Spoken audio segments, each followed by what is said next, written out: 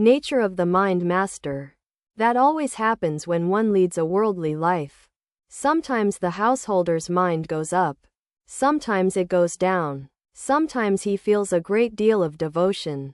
Sometimes he feels less. This happens because he lives in the midst of woman and gold.